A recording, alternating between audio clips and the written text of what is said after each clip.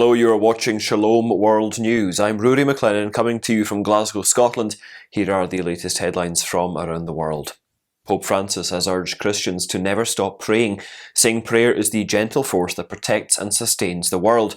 He made this appeal during his Sunday Angelus amid the numerous wars and clashes that are causing death, pain and destruction all over the world. He also exhorted believers to pray for the people of Ukraine. The Pope cautioned everyone not to ignore numerous battles that are regrettably often forgotten. As a final call to action, the Pope urged all good people to take an interest in what is happening around the globe.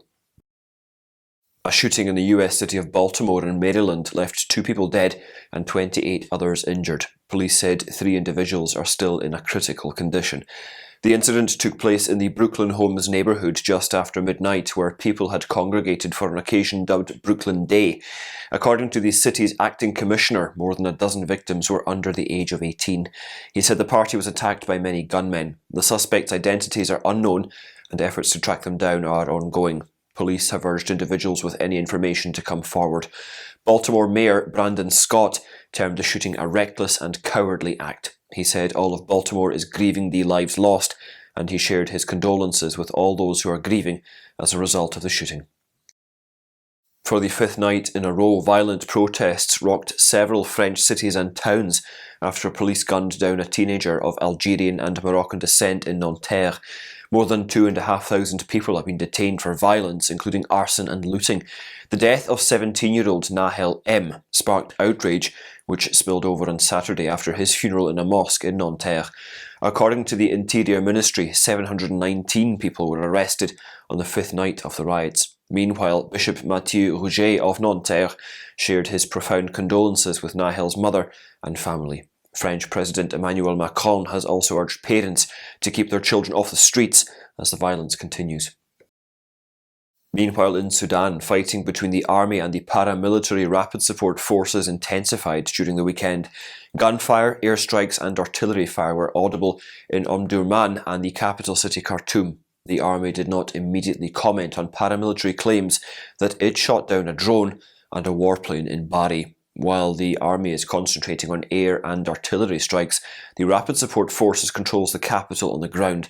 It is accused of plundering and occupying homes. Last week, Army Chief Abdel Fattah al-Burhan urged young men to join the war against the paramilitaries, and on Sunday, the army uploaded images of what it claimed to be fresh recruits. The US Supreme Court has ruled in favour of a Christian graphic designer who refused to make wedding websites for same-sex couples, citing her religious faith. Colorado resident Lori Smith said that her Christian faith prevented her from catering to the wishes of same-sex couples. Under Colorado state law, businesses open to the public are not allowed to refuse services on the basis of sexual orientation. However, the Supreme Court said that no artist could be coerced to make a work of art that conveys ideas contrary to their religious convictions. US Bishops' Religious Liberty Chairman Cardinal Timothy Dolan of New York said the government must allow room for people to disagree on hot-button issues.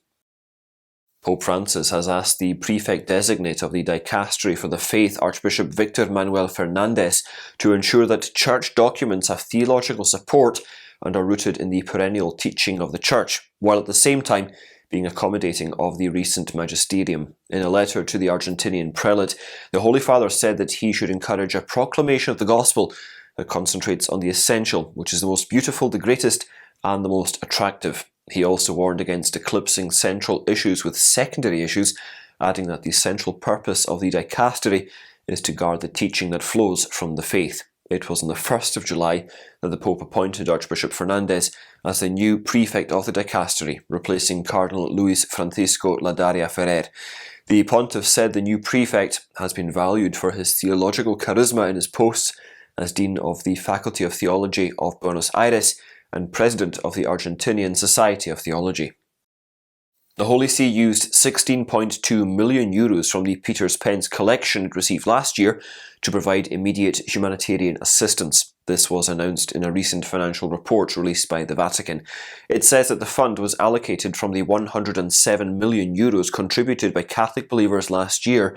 From the total contribution, €77.6 million was given to support the activities of various dicasteries and other bodies engaging in charitable activities. Altogether, €95.5 million were spent for sustaining the apostolic activities of Pope Francis. Beneficiaries of the Pope's funds last year were spread across 72 countries, and out of them, nations in Africa received a lion's share of 34% to sustain various projects. They include social projects and initiatives to promote evangelization in local churches. Funds were also given to the people of Ukraine, victims of floods, healthcare endeavours, the renovation of churches and buildings, and educational projects. The Inter-American Court of Human Rights has urged the Nicaraguan government to immediately and unconditionally release Bishop Rolando Alvarez of Matagalpa, who was sentenced to 26 years in jail by the regime on trumped-up sedition charges. The court also demanded that the bishop be guaranteed dignified treatment with access to health services, adequate food, and contact with family members and lawyers. It also asked the government of Daniel Ortega to report on the bishop's situation by the 7th of July. So far, the oppressive regime of Ortega has deported over 200 political detainees, including numerous priests. Though he was to be a part of the group that was deported, the Bishop of Matagalpa declined to board the plane, prompting the ire of the Sandinista government. Thousands of pro-lifers took part in the Rally for Life in the Irish capital city of Dublin on the 1st of July. The participants demanded that the government address spiralling abortion rates in the country and the necessity to maintain the 3-day waiting period before an abortion is undertaken. According to reports, close to 3,000 people took part in the event, which started at the Garden of Remembrance. Among the speakers were Irish politician and UNTA leader Peter Tobin, Independent Dáil member Mattie McGrath, and Independent Senator Sharon Keegan. They also expressed concern over a bill that is aiming to prolong the period into a pregnancy that a woman can seek an abortion.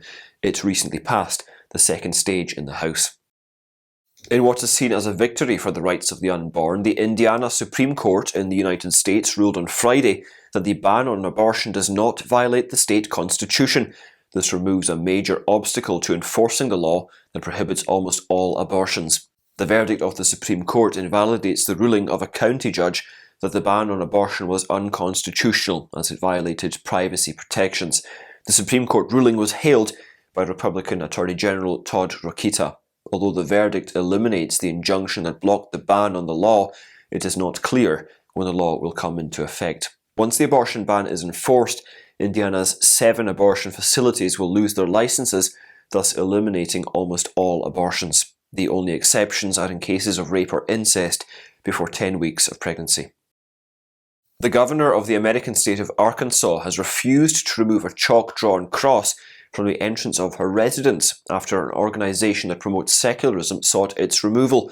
Governor Sarah Huckabee Sanders said in a Facebook post that she would not remove the large cross near the entrance in response to the tweet of Americans United for the Separation of Church and State. The group argued that the chalk artwork conveyed an impermissible message that those who do not share the favoured faith are unwelcome. Members of the organisation said that Governor Sanders was free to wear a cross in the private areas of her residence, but that such a symbol at the mansion's entrance crossed a constitutional line. However, the governor defended the symbol and her faith by saying that she would never hide the fact that she is a Christian. The governor added that Liberals will not be allowed to tear down Christmas decorations or stamp on religious traditions. The United Nations Secretary-General has said that people in crisis-hit Haiti are facing a terrible and mutually reinforcing cycle of crises. Antonio Guterres said in the capital of a Caribbean nation that the need of the hour was an international force to assist the UN police in curbing gang violence in the impoverished nation.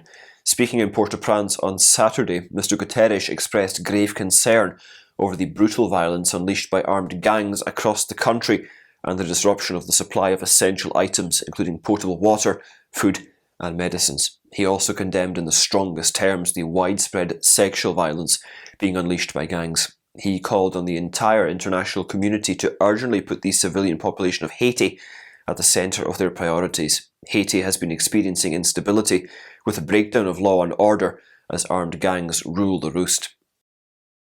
With less than a month to go before World Youth Day in the Portuguese capital city of Lisbon, more than 600,000 people have begun the registration process. Organisers of World Youth Day in Lisbon say that so far, 313,000 people from 151 nations have registered for the biggest youth gathering in the world. Spain, Italy, France and Portugal account for most of the registration so far. During the event from the 1st to the 6th of August, more than 7,000 families will offer their hospitality to young believers. Over 30,000 people are registering as volunteers, and 2,600 priests will be available for the Sacrament of Reconciliation in multiple languages at Reconciliation Park on those days. So far, almost 700 bishops and 30 cardinals have registered to attend. Around 10,000 vestments have been made for the participating prelates and clergymen. And those are your latest headlines. Do join us again tomorrow for more, and do remember you can always visit swnews.org for more updates. Shalom.